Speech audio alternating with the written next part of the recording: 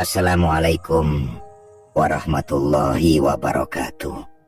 Saudara-saudaraku yang dirahmati dan dicintai oleh Allah Subhanahu wa Ta'ala. Ada sesuatu yang seringkali kita abaikan dalam hidup ini, bukan karena kita tak peduli, tetapi karena hati kita terlalu sibuk dengan dunia. Kita terlalu sibuk dengan suara luar, sampai-sampai suara batin dari Allah tak terdengar di batin kita. Padahal ada saat-saat tertentu di mana Allah sedang mengirimkan isyarat, membisikkan pesan kepada hati kita, memberikan peringatan, atau bahkan memberikan petunjuk arah dalam hidup kita. Inilah yang disebut oleh para sufi dan wali-wali Allah sebagai isyarat batin, atau dalam istilah tasawuf disebut khotir ilahiyah. Getaran rasa dan kesadaran yang muncul bukan dari pikiran kita, tapi dari langit rohani yang mengetuk pintu jiwa. Imam Al-Ghazali dalam Ihya Ulumuddin menjelaskan bahwa hati manusia yang bersih itu seperti cermin. Ketika cermin itu bersih dari karat duniawi, maka pantulan cahaya ilahi akan mudah menyinari hati kita. Dan di saat seperti itulah Allah mulai menanamkan isyaratnya, memberi rasa tak tenang ketika kita menjauh darinya, atau memberi dorongan halus ke arah jalan yang benar. Seringkali hati kita merasa tiba-tiba gelisah tanpa sebab, atau merasa sangat tenang saat hendak melakukan sesuatu. Itu bukan sekadar perasaan.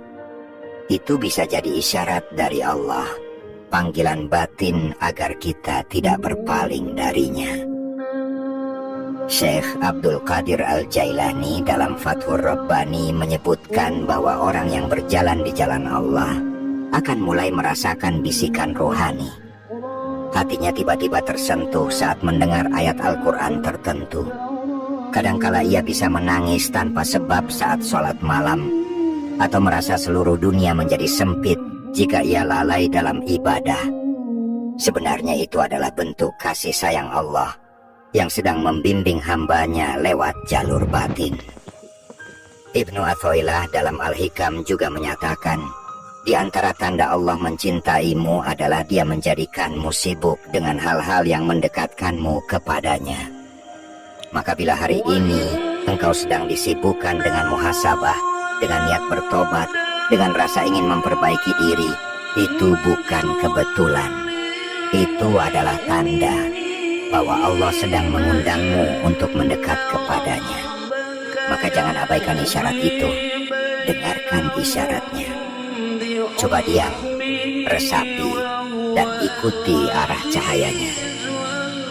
Saudara-saudaraku, sampai di sini seperti biasa, saya mengingatkan untuk menyimak video ini sampai akhir, karena setiap bagian dari pembahasan ini adalah cermin yang bisa membantu kita memahami bahasa batin yang seringkali tak kita mengerti.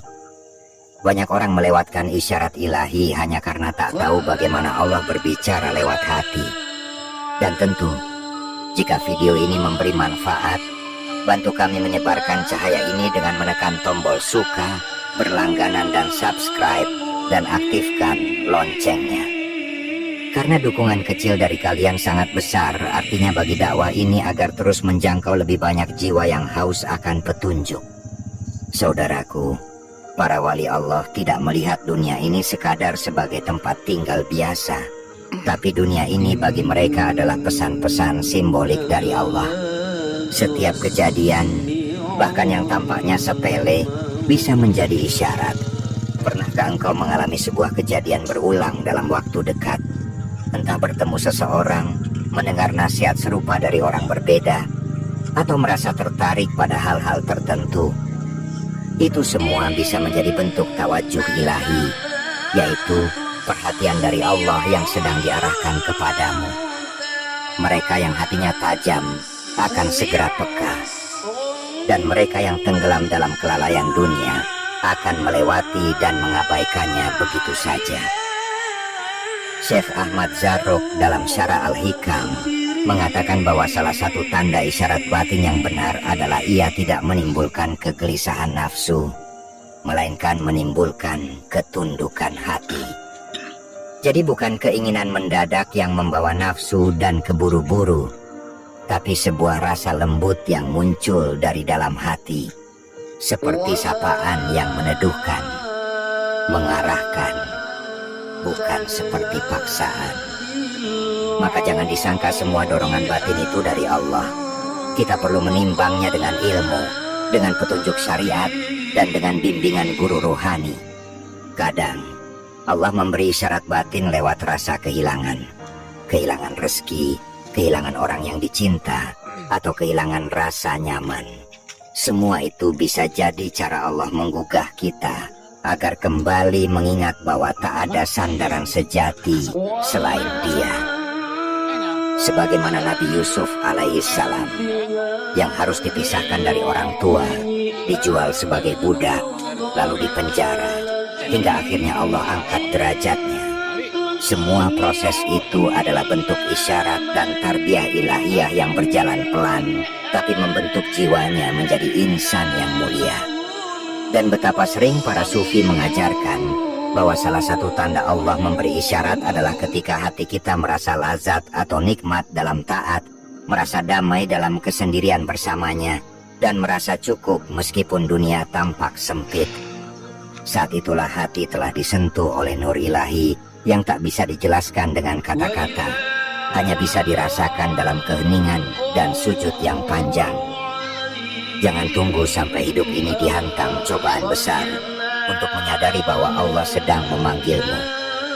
Dengarkan sekarang, tenangkan dirimu, bukalah hatimu, karena Allah lebih dekat dari urat lehermu, dan isyaratnya sedang mengetuk jiwamu.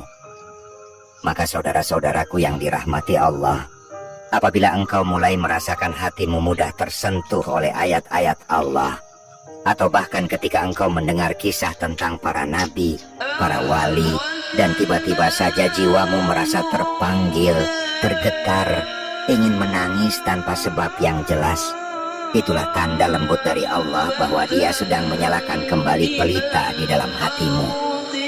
Jangan abaikan getaran itu.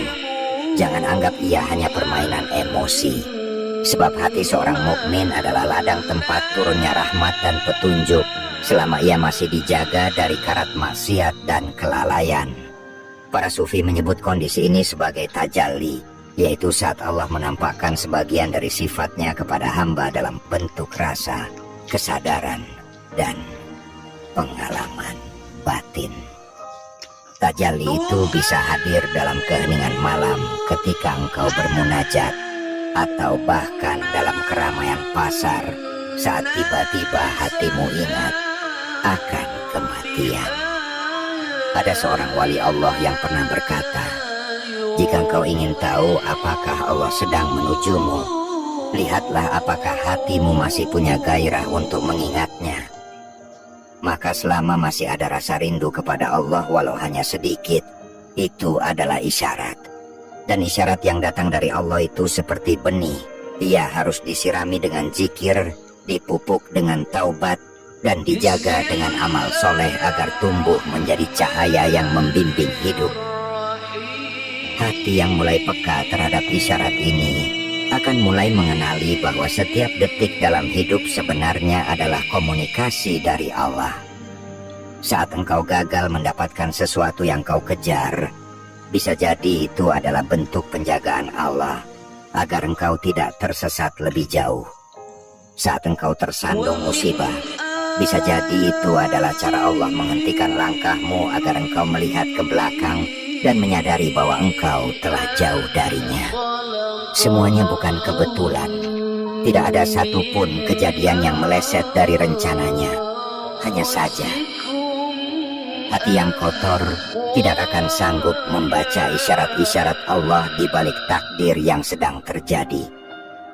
Syekh Ibnu Ajibah dalam tafsir isyarinya menjelaskan bahwa orang-orang yang berjalan di jalan spiritual akan mengalami yang disebut takallubul ahwal, yaitu perubahan keadaan batin yang terus-menerus. Kadang merasa dekat, kadang merasa jauh, kadang semangat, kadang lemah.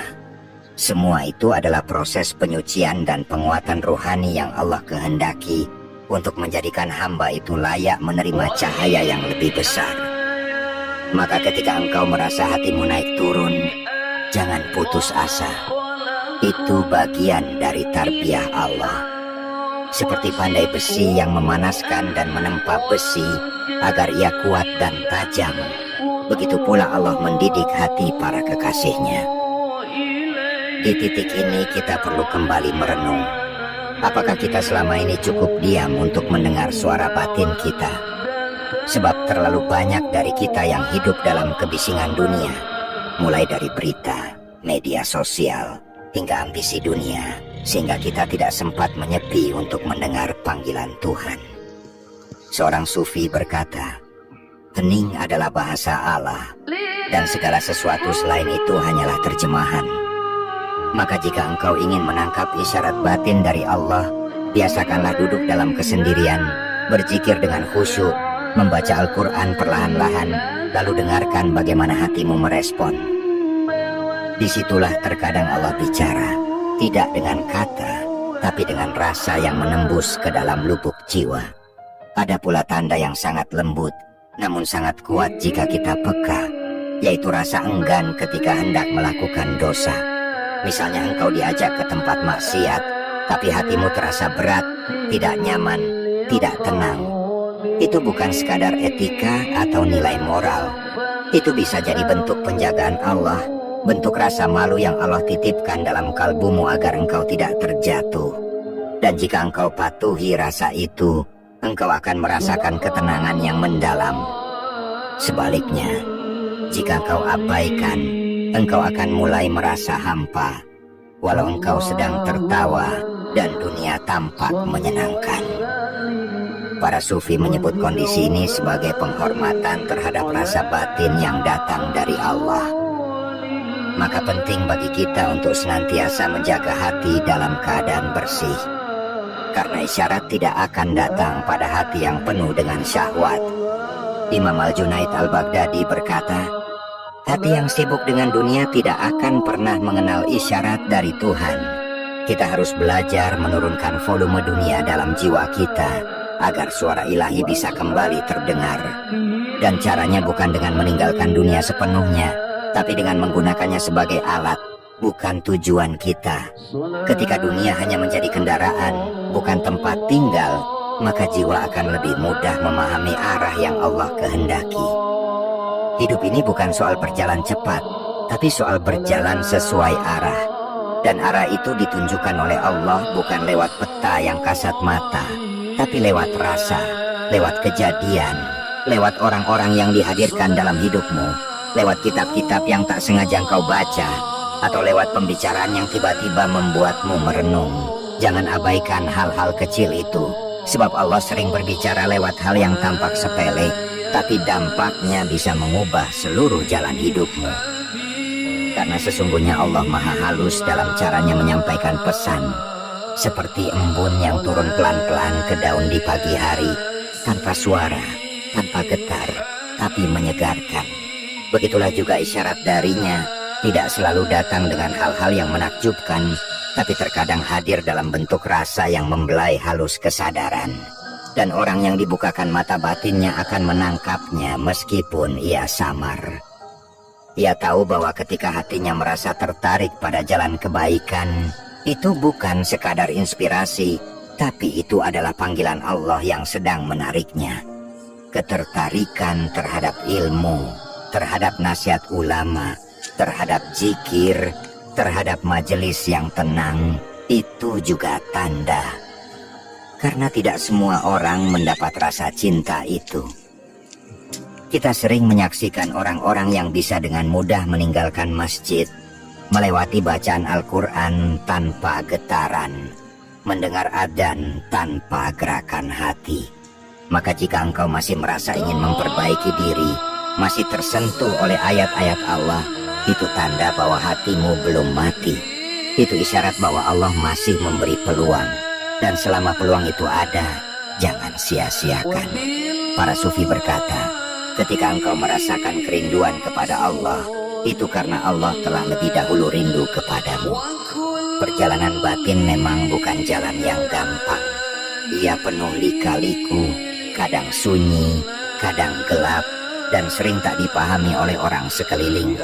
Tapi engkau harus tahu bahwa jalan itu adalah jalan yang paling jujur, karena hanya hati yang paling jujur yang bisa menangkap bahasa Tuhan. Disinilah mengapa para wali tidak selalu banyak bicara, tapi satu ucapannya bisa mengguncang jiwa, karena ucapan mereka lahir dari hati yang penuh cahaya. Dan siapapun yang ingin berjalan menuju Allah harus melatih diri untuk menyelaraskan batinnya agar siap menerima isyarat dan amanah darinya. Salah satu bentuk latihan itu adalah dengan melazimi zikir, memperbanyak membaca sholawat, dan menjaga wudhu. Ini bukan sekadar amal ibadah biasa, tetapi cara menyucikan wadah hati agar layak menjadi tempat turunnya ilham. Karena sebagaimana hujan tidak turun ke atap yang kotor, begitu juga cahaya tidak turun ke hati yang penuh debu. Maka mulai sekarang, bersihkan hatimu dari iri, dengki, sombong, ria, dan syahwat duniawi yang membutakan. Karena semakin bersih hati, semakin tajam ia mengenali tanda-tanda dari Allah. Lihatlah bagaimana para kekasih Allah hidup. Mereka tidak perlu mimpi besar atau mendapat bisikan gaib. Cukup mereka melihat angin bertiup pelan atau burung yang terbang melintas, lalu mereka menangis karena mereka merasa Allah sedang menyapa lewat alam. Mereka membaca semesta seperti membaca mushaf, dan semua itu karena hatinya sudah bersih, sudah peka.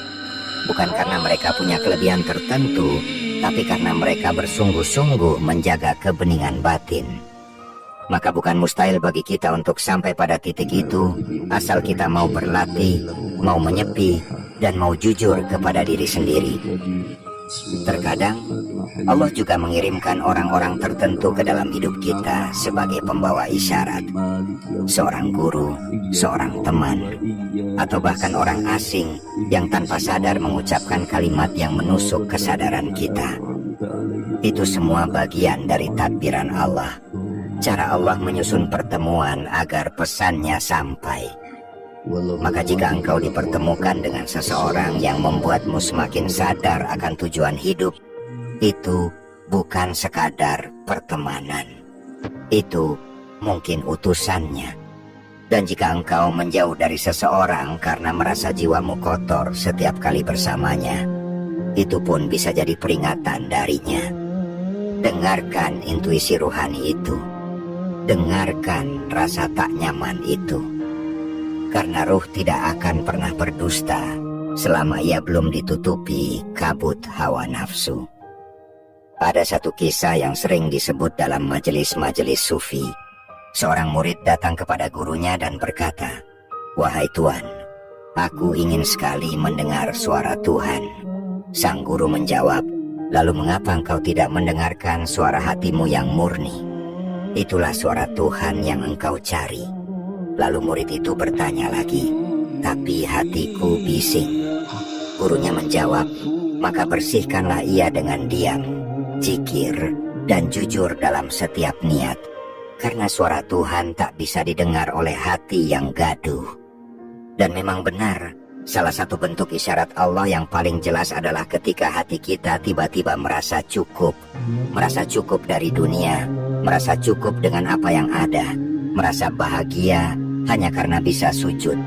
Perasaan cukup itu bukan tanda lemah semangat, tapi justru tanda bahwa Allah sedang mengangkat kita dari dunia menuju derajat kehambaan yang sejati. Sebab tidak ada nikmat yang lebih tinggi daripada rasa cukup dari makhluk dan bersandar penuh kepada Khalik. Rasa itulah yang dirasakan para wali ketika mereka kehilangan dunia, tapi tetap merasa tenang. Karena mereka tahu dunia adalah bayangan dan Allah adalah cahaya yang sejati. Dan ketika cahaya itu mulai meresap ke dalam hati, maka seluruh cara pandang terhadap hidup pun berubah. Dulu engkau merasa dunia ini harus dikejar, harus digenggam, harus ditaklukkan. Tapi setelah Allah meniupkan isyarat dalam batin, engkau justru merasa bahwa dunia ini tidak lebih dari sekadar ladang ujian. Ladang tempat kita menanam amal, bukan tempat kita membangun istana. Perubahan perspektif ini bukan karena engkau lelah hidup, tapi karena hatimu mulai tercerahkan. Inilah yang disebut oleh Imam Al-Ghazali sebagai tajdidul basirah, pembaharuan pandangan batin. Saudaraku, semoga engkau senantiasa dalam cahaya petunjuk. Di tahap ini engkau mungkin mulai menyadari bahwa tidak semua yang menyenangkan adalah kebaikan, dan tidak semua yang menyakitkan adalah keburukan. Ini bukan hanya tentang moral, tapi ini adalah tentang pemahaman yang lahir dari dalam, dari pengalaman rohani yang terbentuk oleh bimbingan Allah. Contohnya, ketika engkau gagal dalam sesuatu yang sangat engkau harapkan, lalu engkau justru merasa lebih dekat dengan Allah. Lebih banyak menangis di malam hari, lebih banyak tafakur. Maka itu bukan kegagalan, tapi bentuk kasih sayang Allah. Di saat seperti inilah sebenarnya Allah sedang membisikkan sesuatu kepada hatimu. Aku cukup bagimu. Ketenangan yang engkau rasakan ketika engkau tidak lagi sibuk membandingkan hidupmu dengan orang lain, itulah juga tanda. Banyak orang yang sholat, banyak yang puasa, banyak yang rajin membaca kitab, tapi sedikit yang mendapatkan kedamaian. Karena damai itu hadiah. Hadiah yang hanya diberikan kepada mereka yang telah dibuka mata hatinya untuk menerima dan berserah. Jika engkau diberi rasa damai dalam ketaatan, maka jagalah ia. Jangan kotori dengan keluh kesah. Jangan khianati dengan perbuatan sia-sia, karena tidak semua orang bisa merasakan manisnya iman, walaupun mereka sudah berada di tengah-tengah ilmu. Dari sini kita bisa pahami bahwa tanda-tanda isyarat dari Allah bukan selalu berupa mimpi yang luar biasa, bukan suara gaib yang menakjubkan, tapi justru hal-hal sederhana yang sering kita abaikan. Hati yang mudah tersentuh, mata yang mudah menangis, rasa ingin memperbaiki diri, rasa ingin belajar agama, rasa ingin dekat dengan orang-orang saleh.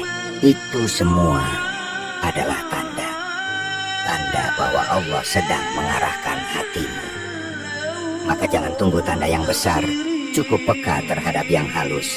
Karena Allah maha lembut dan kasih sayangnya seringkali berbisik pada kita.